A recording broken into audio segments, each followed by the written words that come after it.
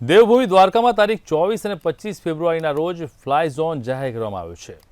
પ્રધાનમંત્રી દ્વારકા અને ઓખા ખાતે સિગ્નેચર બ્રિજમાં લોકાર્પણ પ્રસંગે ધ્યાનમાં રાખીને જાહેરનામું પ્રસિદ્ધ કરવામાં આવ્યું હતું, જેમાં ખાસ કરીને દેવભૂમિ દ્વારકા જિલ્લાના સમગ્ર પ્રવાસ કાર્યક્રમ દરમિયાન પ્રવાસ રૂટ પર તથા બેટ દ્વારકા હેલિપેડની ત્રિજ્યાથી 5 કિલોમીટર વિસ્તાર, સિગ્નેચર બ્રિજ ઓખાના છેડાથી ત્રિજ્યાથી 5 કિલોમીટર વિસ્તાર પર, શ્રી દ્વારકાધીશ મંદિરથી દ્વારકા તથા તેની આસપાસના 5 કિલોમીટરના એરિયામાં રિમોટ કંટ્રોલથી ચલાવવામાં આવતા ડ્રોન, માનવ સંચાલિત માઇક્રો લાઇટ એરક્રાફ્ટ જેવી વસ્તુઓ પર સંપૂર્ણ પ્રતિબંધ મૂકવામાં આવ્યો છે।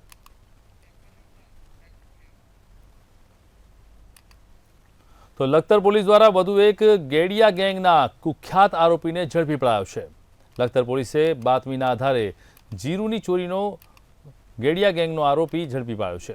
આરોપી છેલ્લા 11 મહિનાથી ભાગતો ફરતો હતો। આરોપી ઉપર ચોરી, ગુજસીટોક જેવા અનેક ગંભીર ગુનાઓ નોંધાયેલા છે। હાલ આરોપીને લખતર પોલીસ સ્ટેશનમાં ઝડપી પાડ્યો છે અને તેની તપાસ કાર્યવાહી ચાલી રહી છે।